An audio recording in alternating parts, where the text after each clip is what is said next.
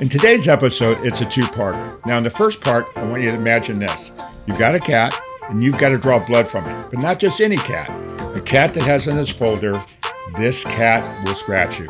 Well, today, Dr. Brian Voynick, a celebrity veterinarian, joins us for the first half of the show, and he talks about how he uses acupuncture. And he also talks about how he's able to get blood from a cat using acupuncture that had in his folder, "This cat will scratch you." Now, in the second half of the episode, your furry friend looks like they're in lots of pain. You can't ask them, what's hurting? And they just look at you with those sad eyes, and you know we've all seen those. You're frustrated. What do? Dr. Rob Landry, a renowned expert in pain management for animals, joins us, and he's got some answers for all of us. Now, I know I'm always saying this, but seriously, this is a don't miss episode. These experts give us a lot of information that's just not easy to find. So sit back and enjoy these two very smart guests. It really is another good one. We are supported by PrepVet, providing stem cell therapy for pets. As a pet lover, did you know your pet can benefit from the incredible healing power of stem cell therapy? Prep Therapy offers a groundbreaking solution taken right from your pet's own blood. Say goodbye to joint pain, arthritis, kidney and liver conditions, and more. They'll experience faster recovery, increased vitality, and extended quality of life without the need for surgery or harmful drugs. Put the wag back in their tail and discover Prep Therapy today at prepvet.com. Save 10% with promo code FurRealPodcast, covered by most pet insurance. For real, for real, for real, for real, for real, for real, for real, for real, for real, for real, for real, for real, for real. Got a bunch of furry friends and I love them all the same. I'm an animal lover, veterinarian is the name. Let's share some pet stories from heartwarming to strange, losses and gains, from wacky to insane. For real. You're now tuned in to For Real with your host, Mark Kyle.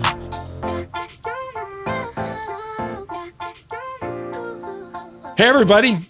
Well, today we've got a great one, and For Real. A friend of mine I've known for a long time, an expert, like I mentioned earlier, but you talk about, I'm kind of one of those jack of all trades, expert at none. This guy's a jack of all trades and expert of everything. So please welcome Dr. Brian Voynick, a good friend, but wait to hear his stories, his expertise. He's an expert at everything. So pass him on to you. And Brian, thanks so much for taking the time to be on this thing. Oh, my pleasure, Mark. It's good to touch base with you again. Well, I'm going to start off, and I do this regularly with veterinarians. I mean, I'm assuming you've liked animals all your life, but when did you really know that you had this urge to really get into this side of the world of the business of veterinary medicine? Well, I was pretty young when people wanted to be a professional baseball player or a fireman or something like that. At 4 years of age, I wanted to be an animal doctor before I knew how to say veterinarian. Well, you know what, though? That makes the best veterinarians. The one thing I've noticed in my experience, I've worked in the human side and in the veterinarian side, it's just every veterinarian you meet just has this great love for animals, and clearly you do. I mean, it's pretty amazing when, for you guys out there that are listening, like any industry, you have all these big conferences where you go and you learn a lot about medicines, and the doctors go there, one, to get continuing education, but two is they meet up with friends and they learn about new technology. Now, I've seen Brian at these shows, and I'm not exaggerating. You never get a chance to talk to him because everybody knows him there. It's crazy. I mean, he's one of those guys you just love to love. And of course, he gives it back to everybody. So he knows everybody there. So Brian, one of the questions I have is, so you got started, when did you actually start practicing veterinary medicine again? Well, it wasn't easy for me. As everybody knows, many people know, there's as many as 34 veterinary schools throughout the United States. There used to be 23. Wow. Yeah, there's no vet school in New Jersey, but there are some plans that maybe there will be in a couple of years. But anyway, at the time, it was really tough. I went to Rutgers University, to Cook College, the agricultural school. Well, Scarlet Knights. Yeah, I got a bachelor's degree in 1978. And then nobody from the state of New Jersey got into veterinary school. They stopped the program to allot certain dollars to buy seats in veterinary schools, such as Ohio State, Cornell, and Penn, from New Jersey residents. But there was nothing in the budget to do that. So there was no incentive for other vet schools to accept New Jersey residents. Nobody got in. So I wound up going to the University of the Philippines. I went 13,000 miles out of my way. Wow. And I lived there from 78 to 82. Went to the University of the Philippines College of Veterinary Medicine in Diliman, Quezon City, Metro Manila. And that was a great experience for me. And then graduated in 82, then went to the Animal Medical Center on 62nd Street in New York City for a year, worked on racehorses at the Meadowlands Racetrack, Giant Stadium in New Jersey on standardbreds for 2 years, working about 80-hour work weeks, working 7 days a week, a half a day on Sundays. Wow. But it was crazy, 45,000 miles a year in my vet truck. And it was just not conducive to raising a family either. And I had 2 kids by then. So I went into small animal medicine in 84 and traditional medicine pretty much. And it was AHA, American Animal Hospital Association certified. And then in 1985, was very busy as a single doctor practice, which evolved into a 6 doctor practice, because I was on call 24/7, and then got into alternative therapies in the mid 90s. So I know you're down in Florida now, and you sold your practice a few years ago. I'm sure you're talking to some of your friends. Have you heard how crazy it is right now with COVID and how everybody's short staffed and just working the same hours you were when you first started? It's insane. I do, and I hear it from friends all over the country. There's a real shortage of veterinarians, and it's a real problem. And I feel badly for the pet owner today because if they have a serious problem, I had relationships, all throughout New Jersey and even New York. And if I had a problem, I would send these dogs or cats to a specialist, and I'd have it done within hours, if they were really in need. And I don't know if we'll have time to talk about it, but if I have a dog that comes in as a 16-year-old, I'm not sending them for brain surgery and some of the crazy stuff I think that's going Right. on today. There's a point where you have to say, not only is the heart or the kidney or whatever disease problem that the pet has of that age, but the rest of the joints and the bones and everything else is that age, and so you have to think about what's best for the pet at some point. Yeah. Well, I feel like a 16-year-old dog most days. I tell you that much. So one of the really interesting things I love about you, I mean, you just have a passion for knowing so many different things. And I know that you got into and stayed in integrative medicine. And so a couple things. One is describe for everybody out there the real definition of integrative medicine in veterinary. And then let's get into a little bit more intricacies of what it was and what you were doing and why it may be better than traditional medicine for some pets out there. Yeah, no, I firmly believe that you have today. We're in 2023. There's so much known now. You got to do the best job. You have to integrate the East with the West because, for example, the Chinese have been doing stuff for thousands of years, and that's how I got into acupuncture in the 90s. I got certified through the International Veterinary Acupuncture Society, and if anyone's interested in treating their dog or cat or horse, you can go to ivis.org and look, you put your zip code in there and find out a practitioner near you that's certified. So that's International Veterinary Acupuncture Society, ivis.org. So I got into that in the mid 90s, and through some experience with sending cases that I couldn't help with drugs to a friend that I got to know who was a mentor of mine when I was a Rutgers student in New Jersey, Dr. Tom Skank. He's deceased now. What a great man. I was with him at his deathbed, but years ago. But he really had an impact, and it really showed me that you can help some of these critters with alternative therapies. You don't have to resort to drugs, which don't always help in the long run, especially for chronic illness. Well, and they can be harmful too. I mean, most people don't realize a lot of steroids are used out there. It's crazy. Yeah, yeah, absolutely, and that's what got me into acupuncture. I was using steroids on a dog with immune-mediated polyarthropathy, which is akin to rheumatoid arthritis in people. And the dog was getting older, so it had degenerative joint disease on top of the inflammatory, immune-mediated joint disease that it already was present. And so I said, "Would you consider an alternative?" And they said yes. The woman in the mid early 90s was a worker over at a big health food store in Morristown, New Jersey. And so I sent her to this acupuncturist that I had known about since I was a Rutgers student, and the dog got better.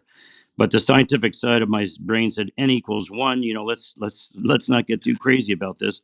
So I sent more cases and more cases to him. That ultimately it convinced me that I have to learn this, because this is the dog and the cat. They're very objective. They don't, placebo. It doesn't really get into it as it does in people. And placebo is fine in people. 32% sometimes success with placebo, and that's the best of all worlds because it's it's free.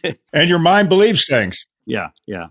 So that's what got me into acupuncture. Then when I got into the acupuncture thing, the first case I had was really interesting, Mark. I came back from the first flight of 5 sessions from Houston, Texas, back to Newark, New Jersey airport, which I don't recommend to anybody. But anyway, that flight, I was saying, Brian, are you doing the right thing here? Because okay, you learn about yin and yang and traditional Chinese medicine, but I don't know how to acupuncture an orange yet.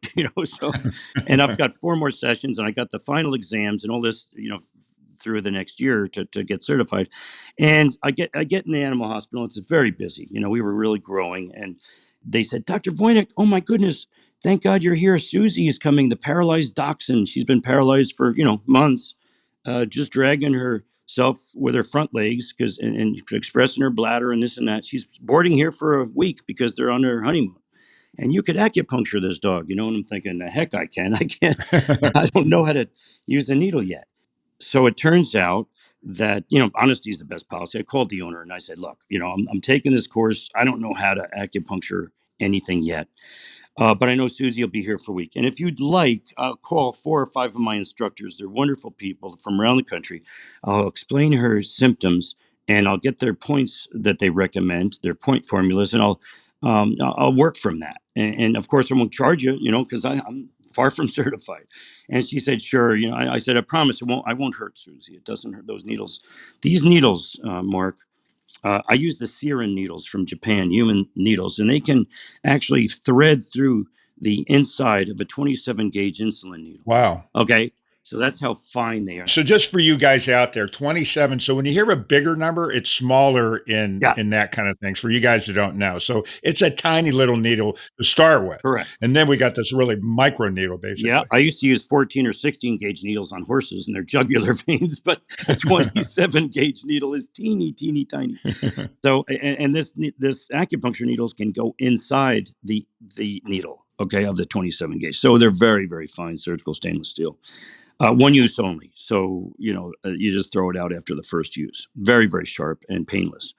So, and I don't like needles, by the way. And we acupunctured ourselves in the lab before we got certified. Oh my God. I'm right there with you.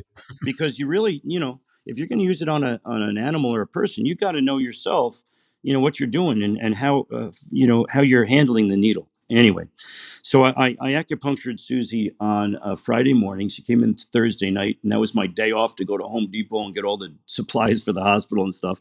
But I went in there and I used about 12 points that were common to all the professors that I had called.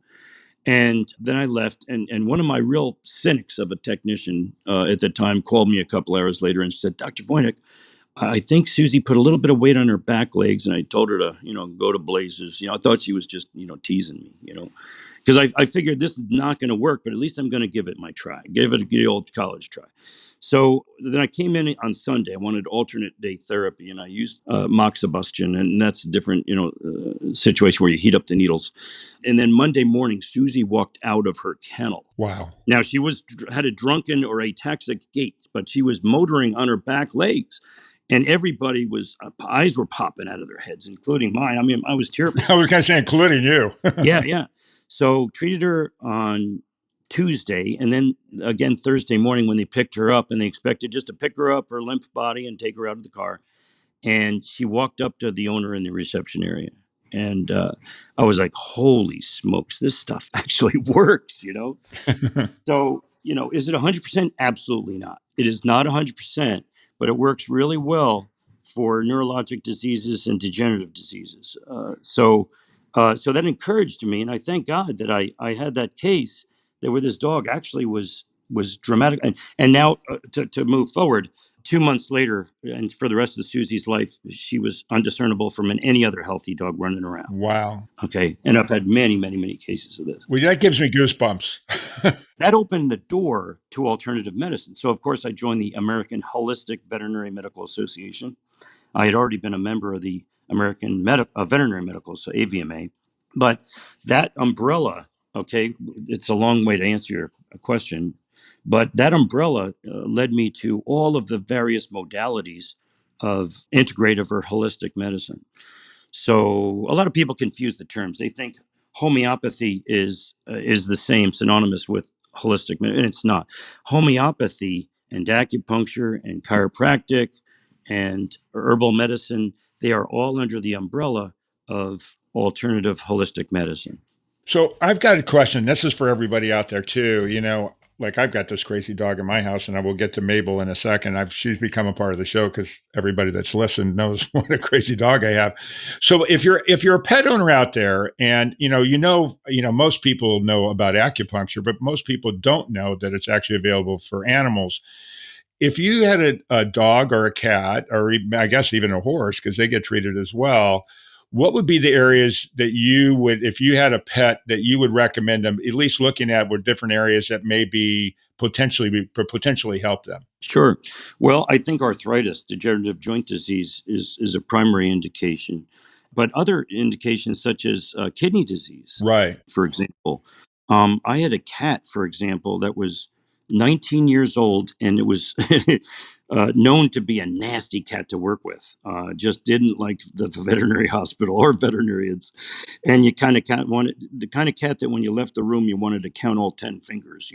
Yeah, like most cats.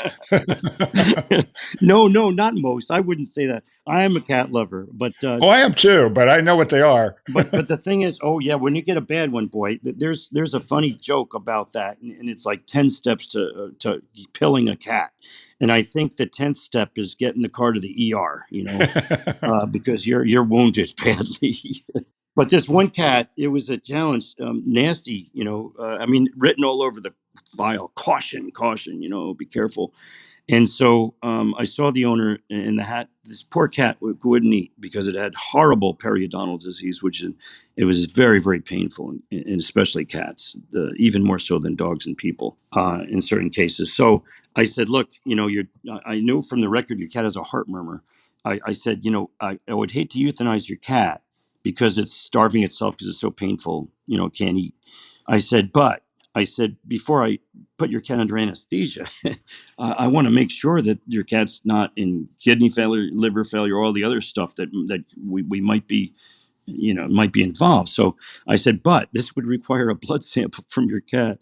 And she looked at me like, good luck, Charlie, So I used an acupuncture needle. I said, would you be okay if I used one acupuncture needle? It's a real tiny one on the top of his head. And if to relax him, she said, no, please, go kill yourself. Yeah, please. I want to know how to do it at home. So I placed the needle. By that time I was pretty darn good at placing needles, and a few years after I was certified. And so I used GV20, governing vessel 20, which is right at the top of the head. And so I did that, and it did relax the cat. I want to do this for dogs too. They'll sometimes even get droopy, and they'll even fall asleep, and feel really comfortable. Yeah. Wow. So the cat got relaxed enough for me to get a blood sample from the cat's jugular vein. And I was like, wow, this is great. So long story short, I did a dentistry on the cat, extracted the horrible teeth that were really causing some severe pain. And the cat went on to live another 2 years with a good quality of life. Yeah, it's all about quality of life at the end of the day for older ones. Yes, it is. Yep. So arthritis, any other areas like I've had acupuncture done a few times to me, and it's funny. Every time I get it, I fall asleep as well. So they would probably look at me like I'm that cat. No, me too. And they when I've had acupuncture for lower back pain years ago, they would actually have to come in and wake me up, to take the needles out. It's so relaxing. Why? But I had a case of a 2-year-old. Oh, this is heartbreaking. A 2-year-old yellow Labrador Retriever. Still see the dog in my mind right now. And dog was dying of Lyme disease, immune-mediated glomerulonephritis, which is secondary from Lyme disease. And New Jersey is a hotbed for Lyme. And so, it was really sad. But when a dog has high uremia, where the blood urea nitrogen BUN levels are really high, they have what they call uremic poisoning, and you feel so nauseous and sick that you want nothing to do with food. So it's sad. And a Labrador that doesn't want to eat is a sick pup because they'll eat cardboard if you give it to them, some of them. So I used acupuncture on this dog and various points, like the one for calming, although it was a calm dog anyway, but I like to do that initially just to relax them. And then using points, kidney points, which is like between the second and third lumbar vertebrae, bladder 23. It's an association point next to the spine, and various other ones, kidney points. And within days, this dog was eating again. So, did I cure the dog's Lyme disease? No. Did I help the immune system at the same time as I was helping the kidney flow? Yes. And the dog, went on to live several months of good quality life. And so that was just rewarding. So it does help, organ systems as well. Well, what's funny is I'd had a conversation with another veterinarian. I think you know her, Dr. Carolyn Love. Yes. Mm-hmm. She was telling me when she treats some of these animals with kidney disease, the meridians that are associated with kidney also has to do with hearing. Correct. And these older animals, they can't hear. Oftentimes, when they actually, help with the kidney disease, it actually helps with the hearing, that these animals are actually starting to hear better. I mean, you can't test them, but the pet owners are coming back saying they never responded. Now they're responding. You can tell that they're hearing better. That's right. Yep. Is she in Texas? She was in Texas. Well, she was. She sold her practice too. She's practicing again. A matter of fact, I think she's going to be on the show down the road. She's up in the border of California and Oregon. I think in Ashland is where she is now. I think she's a mobile vet now is what she is. Okay, yeah. Well, acupuncture, there's more and more veterinarians certified now in acupuncture. Again, it's you can go on ivas.org website, International Veterinary Acupuncture Society. That's what the letters stand for, ivas.org. Plug in your zip code and you'll find certified practitioners. So I got a question for you, and this is one I haven't asked before, but I thought about it last night when I was thinking about us talking today. So I know every vet out there has got this crazy case where somebody brought in some odd animal, not a cat or a dog or a horse. What's the craziest thing you've been asked to treat, and what did you treat? Out of curiosity. Yeah, I treated a camel once, and camels are nasty. They can be nasty. They'll spit on you. A horse, if you want to stay safe near a horse and you're injecting a horse or whatever, you stay as close as you can to it, especially its back end. Because a horse, they can kick front and back, right? But not sideways. Well, a camel can kick sideways and they could also spit accurately. Right. I've been spit on by a camel.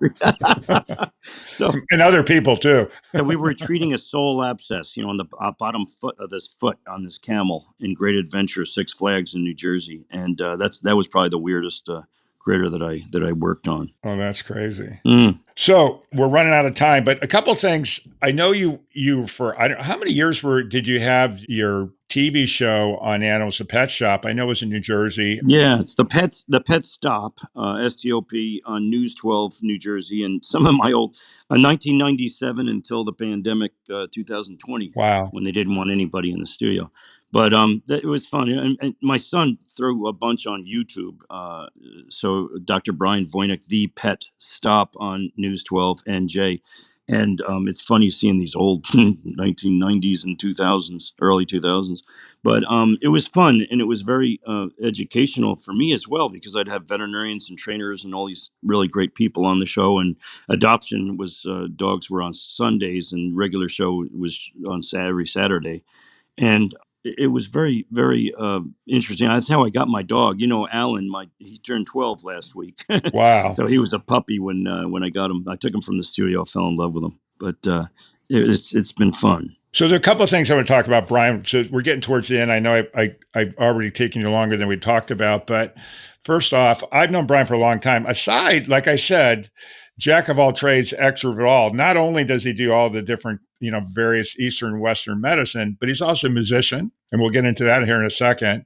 He's a musician. He's a fisherman. He's a kayaker. He's a pickleballer now. He's down in Florida. He's one of those guys. But Brian is an amazing musician, great voice, great guitar player. And I've had the opportunity to actually go and see him there. So if you're ever your guys are down in Naples now, right? And you play around there as well? Yeah, yeah. I don't want like weekly gigs or anything like that. It's too much of a job, but I show up at different places, with my harmonica and guitar. So it's fun. It's fun. I'll put it out there every now and then, either through social media and that, and then if you guys get a chance to hear him play, maybe you can pull him aside and get a vet question as well. So, anyways, last thing. I know I ask everybody to tell a animal joke. So, do you have one for me? Let's see the story of the horse and the chicken. I don't know if I've ever told you that one. No. Okay, so horse is in the barnyard there and getting a drink of water, and it's kind of sloppy, and it was heavy rain, and all of a sudden his pastern starts sinking, and his other foot starts sinking, and he's in trouble, so he screams for help, and chicken hears him, and chicken runs to the farmhouse. This is a smart chicken, but the farmer's not home, but the Mercedes is in the driveway with the keys in the ignition. And so it's the quick start type. So he doesn't even need the key, just presses it on. And, well, anyway, smart chicken runs down there, drives down to the mud hole, pops the trunk, throws the rope to the horse, ties the bumper, pulls him out of there, and the horse is eternally grateful, that he saved his life. So now the days go on, and the chicken goes for a drink in that same mud hole, and all of a sudden his wing gets stuck in the other wing, and he's for help, and the horse hears him. And he says, "Call the farmhouse," and the horse says, "Oh, your dog's barking at me." I know. That's my Mabel. And the horse says, "No time for this," So he trots, he's doing it his way. He trots down in the mud hole. He straddles himself over the mud hole, and he says to the little chicken, "Look up and grab onto what you see, and I'll pull you out of there." And he did. Now, do you know the moral of that story? No, what's the moral? Well, if you're hung like a horse, you don't need a Mercedes to pick up chicks. I love it. No, I have one for you, specifically for you. Now, he's a music guy out there, you guys. So, what do you call an extremely lazy goat that just stands there? What? Billy Idol. Oh, Billy Idol. Okay, that's a good. Gotcha.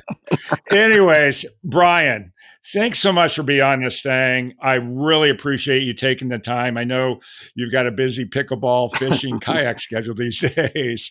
And I know you're getting ready to go to Alaska too. And, for anybody who's got questions and ever want to get a hold of Brian, please, send an email to me at the podcast, mkyle at FurReal, FURREAL podcast.com. Oh, you like dad jokes, don't you, Mark? You wanted a dad joke. So my dad's deceased now, but he was almost as corny as me. Okay, so he, one time we're at a restaurant, and he said to the server, he said, "Have you got the honeymoon salad?" And he said, "Well, what's a honeymoon salad?" He said, "Lettuce alone with no dressing."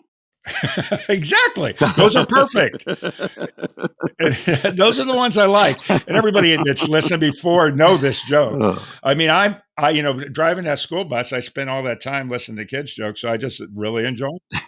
But anyways, everybody, thanks so much for listening for real.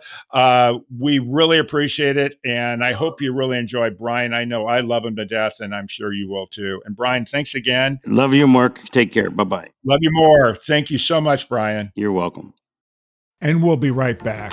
For real, for real, for real, for real, for real, for real, for real, for real, for real, for real. We're supported by Let's Walk, that's here to love your animals like our own.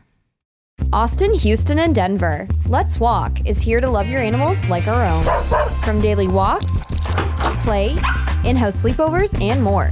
Go to work, out on the town, or take a vacation knowing your pets are in the best hands. This woman-owned small business does it all. Check us out on Instagram at Let's Walk Austin, Houston, and Denver. I'm back, and thanks for hanging in for the second half of the show. Dr. Rob Landry joins us, and I'm going to let you start, Rob, and I wouldn't go into the history, and you can do whatever you want to do, but let's teach some people some cool stuff. Awesome. Yeah, thanks for inviting me, Mark. Appreciate it. I'm just glad you got the time to take it. I know you've got your practice, you do lots of stuff, and now you even got that tavern, which is where I haven't been to yet, and I'm looking forward to going there. Yeah, I keep busy. Yeah, yeah, you do. Yeah, this is my fourth hospital I built, so it's in my last. I think it's gonna be sticking around here for a while, and it's a great location, great place.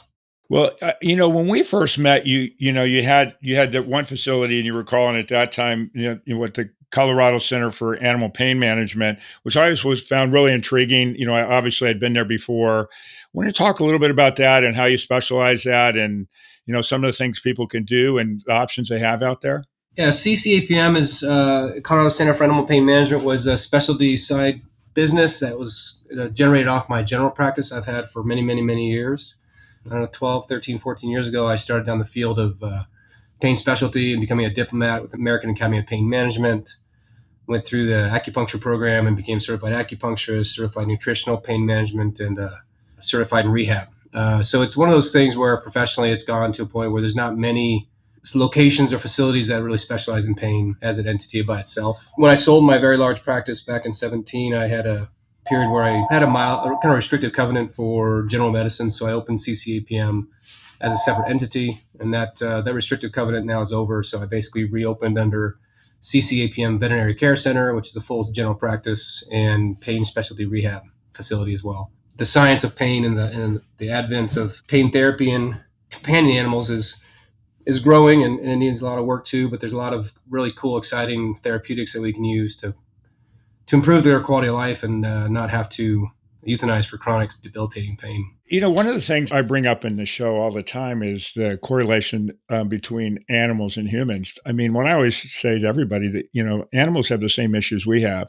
And when you see the human world, there's all kinds of pain clinics out there, but you don't really see pain clinics for animals, which I think is really interesting that what you're doing. And of course, you can get into it, but we don't really ever think that way. I'm obviously, you and I spent some time in the industry, and we think the same way that, there is a correlation between humans and animals. And we have, like I said, same diseases, same issues, and that's why we have to take that approach, I think.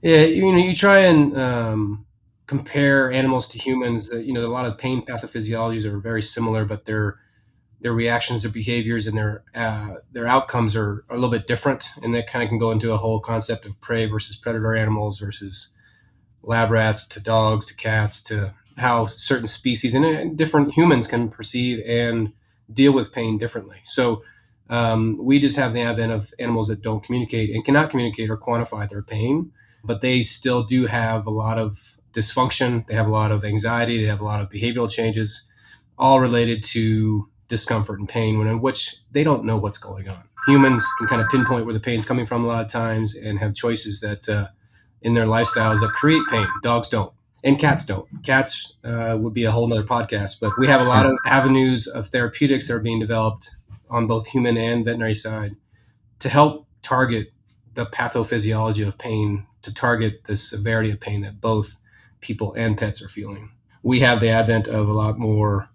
Now, I've done more stem cells in dogs than I think are readily available for people. And it's the science behind a lot of these things are coming. And dogs, cats do feel pain. And, whether they perceive it or show it is just a variation in their species. So let's expand upon that a little bit. So you're a pet owner, you've got a dog or a cat. And since they can't communicate it, what's the best way if you're a pet owner that for them to, I mean, they may know that they hurt themselves, but they don't know what kind of pain they are. So what would you tell people, one, to look for, two, what to do about it? And, the whole gambit. When I talk to owners of canine patients, the one thing I kind of tell them is loss of function is one of the number one signs of pain in dogs. And, I can't tell you how many times I have a 3-legged dog come in, but the owners say, oh, he's not painful. I say, well, he is because he's not walking on the leg. And we have to figure out what the origin of pain is and what this, is it inflammatory pain? Is it a back issue? Is it pulled muscles? We have to go down a good diagnostically tree of diagnosing things, put your hands on the pet. But for owners, it's really just kind of looking at their behaviors. Mm-hmm. Are they using a limb? Are they not walking? Are they favoring it? Are they limping? Are they laying around more? Are they not as active? Do they get up in the morning, walk around, and then lay down the rest of the day? Are they becoming more aggressive? Are they becoming aggressive to other pets that are around them? Are they being more sensitive to non-painful stimulus? Are they being painful to brushing? Are they acting out with brushing? For cats, they stop eating. They stop being social. They start lashing out. They start having a hard time going to the bathroom in the cat box. There's differences there. But for people who don't understand how to recognize that, they have to first recognize that they do feel pain. And there's a lot of people that feel that animals don't. And so I know today's time, people, companion animals are more of their family tree, and they do need to recognize that, that pain can be a disease by itself, and it can impact the quality of life for those pets in many other avenues. Like other disease conditions can get worse with chronic pain and stress. So the biggest thing is just kind of recognizing behaviorals and physical attributes of discomfort or disuse. Well, one of the things I always tell people too is, and I've got tons of stories about animals feeling better after going through different treatments and that. But, when you and I are sick or we're feeling bad, we're usually pretty grumpy. Yeah, absolutely. And they are too, but most people you don't think that way. Again, it's kind of a different mindset, realizing, Yeah, it is. think of it the way we are. I mean, if we're not feeling good, I'm telling you what, I'm the biggest weenie in the world when I'm sick. So everybody knows I'm sick, and dogs can't communicate, but everybody will know me. Yeah, I mean, it's one of those things where a lot of the pain pathways that kind of involve your body's emotional status. I mean, people in chronic pain are usually typically depressed. Depression is one of the signs of chronic pain in people, and certainly dogs and cats can become recluse and depressed and have anxiety issues. And so it is something that we as pet owners should recognize. Is a dog could have a partial ACL tear and be completely normal, wagging its tail, but every once in a while it'll pick its leg up. Just because a dog is wagging its tail is happy doesn't mean he's uncomfortable. Right. If they're not walking on it, there's a problem. And that's kind of the nice thing about the veterinary side of things, is there's no placebo effect. So to me, I don't find that dogs know I'm giving them a therapeutic and they can't understand that I'm telling them it's going to get better for them. They either get better or they don't. So where, people who you say, oh, I'm going to give you placebo, I'm going to give you this therapeutic, and you should see 20% increase in your function. Well, they may just think they are. Absolutely. Well, that's a nice thing because, if you're doing something that works, you're going to know it right away. It's going to be what it is. Well, and some of the therapeutics take time too, right? So it's not, when you have chronic disease, you give the therapy for a day or two, it may not be ready to call it the quits yet. So you have to just think about letting certain things do their job without adverse side effects. And so some of these chronic debilitating diseases take a little bit of time to get to a maintenance where they're functional. And that's the big word, is maintaining these kiddos where they have a functional activity and a functional life, not suffering and miserable. So do you have any really great success stories of dogs that came in that people would want to hear, those heartwarming thing? I hate to throw it to you. I never warned you. I just thought about it as I was sitting here.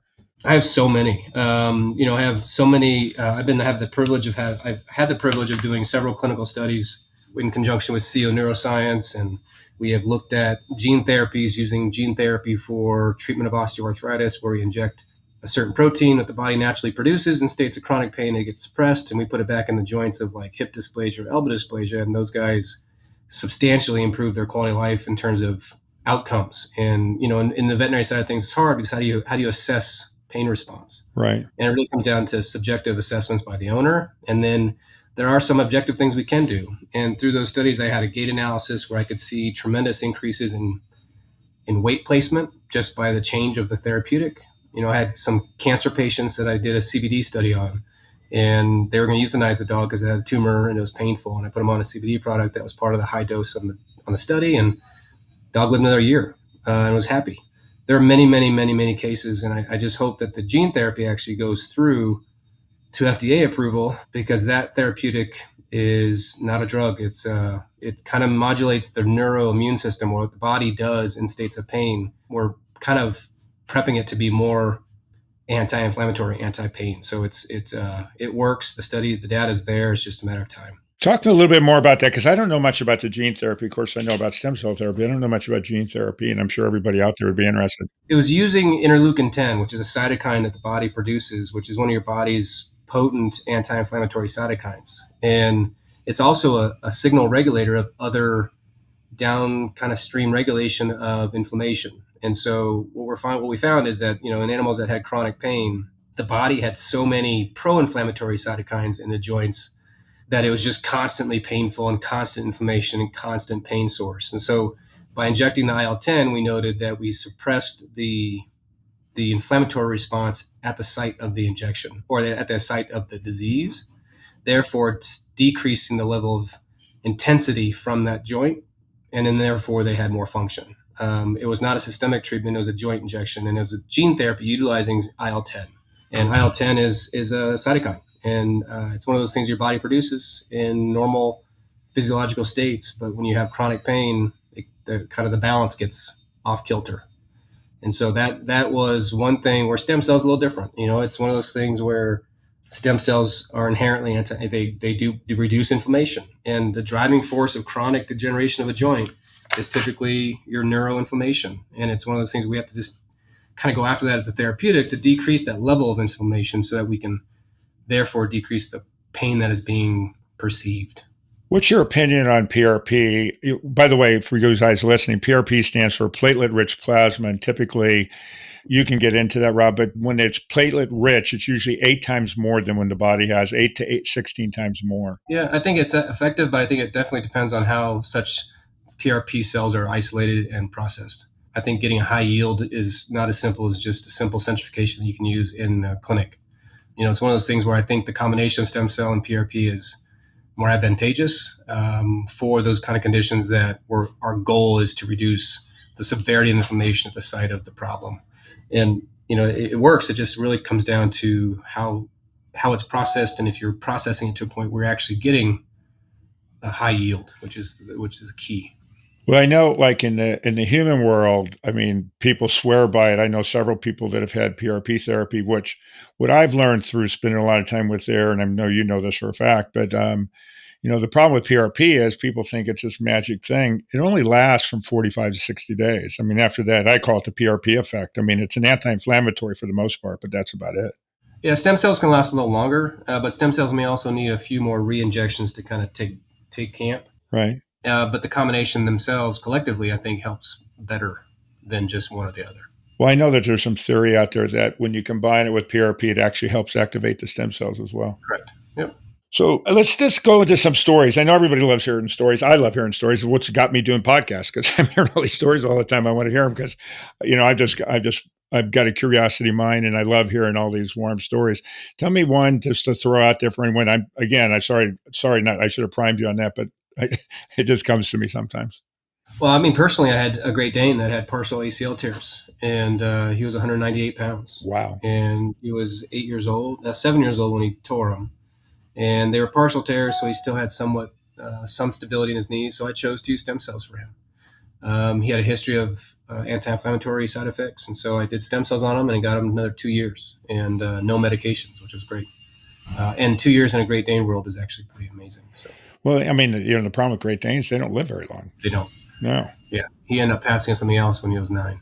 So I know that you're a big proponent of Eastern and Western medicine, and I am too, by the way. I mean, obviously, but let's talk a little bit out there because, a lot of people go to vets. And by the way, traditional vets are great vets. This is not here or there. It's just an opinion.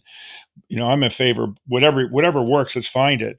So you got into this. Let's walk how you got into it, what your thoughts are, combining the two, integrative medicine, basically. So let's get into that a little bit just so to help educate anybody that's listening. Yeah, I mean, the medicine should be a collective approach, not just stuck on one thing, because there really never is a silver bullet. And the body's homeostasis has a lot of healing properties as well. And your body can do a lot of things with the proper guidance. I think acupuncture is a great tool to complement Western therapies, and it really is case dependent. I do a lot of acupuncture to complement spinal cord disease and neuropathic pain, and I use class 4 laser to help with a lot of reduction in inflammatory mediators that are in joints.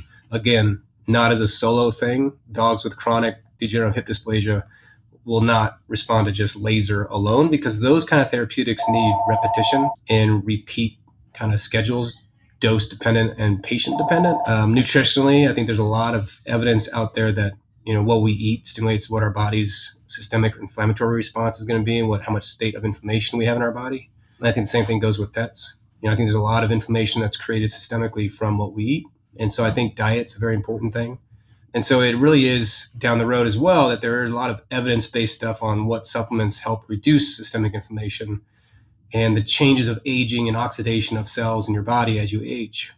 As we age, they have, I take CoQ10. It's a potent antioxidant. Your body goes through cellular changes that help create inflammation and joint instability. And to me, the avenues of supplemental protocols, proper vitamins, minerals, supplements, acupuncture, laser, manual therapies, such as manual massage, helps a great deal. to complement least amount of pharmaceutical drugs as possible, not to replace them. To me, I always advise my clients, my patients, to take the least amount of medications as long as they are clinically, functionally comfortable. And again, it has to do with the client's abilities to kind of come up with a collective program that fits within their budget and their family, because that also comes to the cost. And so I always try to minimize any pharmaceutical drugs we use, and kind of, depending on the case, whether stem cells, PRP, scoping, and joint injections, and so many different things we can put in pets now that in their joints directly that, again, reduce inflammation to a point where they're not as painful. So it really is a collective integrated approach to medicine and to pain medicine. Not one should be ignored over the other. One of the things I always find interesting about acupuncture, and, I've learned it through the years just from, being around and talking to different vets and that, but generally when you get like these older animals and you're doing acupuncture, these meridians, which is basically, for you guys listening out there, if you don't know much about acupuncture, it's the place where they're going to place the needle. But oftentimes the meridians actually, as an example, they're going to treat kidney disease or, an older dog. But kidneys are directly reflected with hearing. And so, I've heard numerous times now where animals have been treated in the kidney and using acupuncture and other stuff that they're doing, that actually these older dogs start hearing better. You can't measure it, but it's a true fact. I've heard it too many times not to believe that. Yeah, I mean, also Western medical acupuncture versus acupuncture. I mean, there is evidence-based studies showing that Western medical acupuncture improves your body's natural inhibitory pathways. And again, that means your body doesn't want to be in pain. Right. And so acupuncture in the studies show that it does stimulate what they call, quote unquote, neuromodulation. And the whole premise is to improve your body's natural inhibitory pathways to dampen pain. But yes, in acupuncture and meridians, there are links to, organ function. And, I'll put points in for master points for stomach and small intestine when I have an animal who's on NSAIDs. I'll put points in for animals that are chronically painful who may have insufficient kidneys. I'll put stuff in there too. So it's one of those things where it's a collective tool to use for overall balance of homeostasis of the body. Again, if you've got a traditional vet that doesn't do it, doesn't mean you have to do it, but it's certainly an option. If you've got, one of your furry friends out there you're trying to find something, you just can't find it, you may want to start doing some research in that. Now, I know Rob, you're located out in Broomfield, just outside of Denver, for everybody in Denver, but you've had people travel up to see you on a regular basis. Oh, I've had people come out from other states. I've had people come out from all over Colorado to talk about therapeutics. And then when I had the IL-10 study going, it was kind of limited to my practice. And that was a clinical study where I had to see them once a week for 4 weeks and then once every other week for another month. So that was kind of limited to people within a shouting distance of me. But yes, I mean, it's one of those things where I've had people travel far and wide to just get some consult on what therapeutics are out there. And then I help guide, maybe tell them what they can be done at their place, at their veterinarians, and then talk to them if they can do it or not. Well, I'm plugging you. I talked to a lot of good people out there, but we've got to know each other over the last several years. And for you guys that you've got, somebody that's got some pain issues, Rob's a great guy to talk to. I mean, he can help you in so many different ways. Obviously, you can tell by his verbiage and my lack of. You can tell who the intelligence one is on this podcast right now. But you're pretty good, Mark. You're pretty good.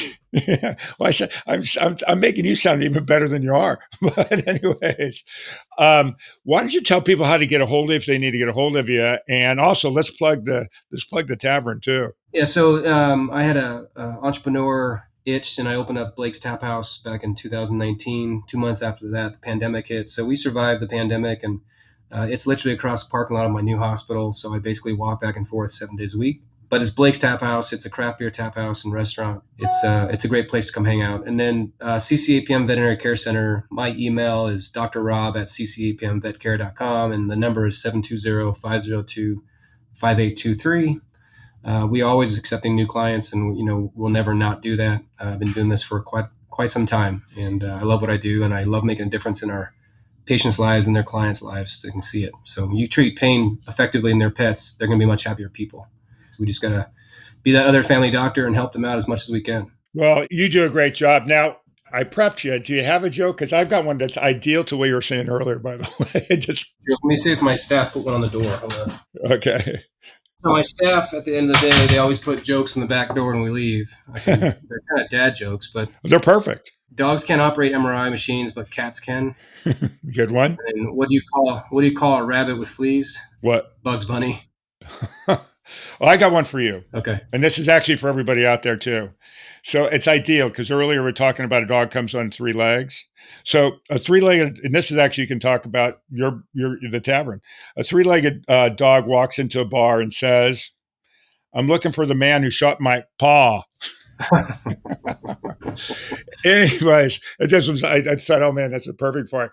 So anyway, everybody out there, as I say every time, if you've got a joke, send it to me. We'll record it. And it doesn't have to be you. We'll record you, your children, whoever, but you send it to mkyle, Kyle, at forrealpodcast.com. Also, if you got something that you think that we should actually have on the show, let us know. If there's a good vet you want to talk about, or you've got a great human interest story or crazy story about your pets, we'd love to have you.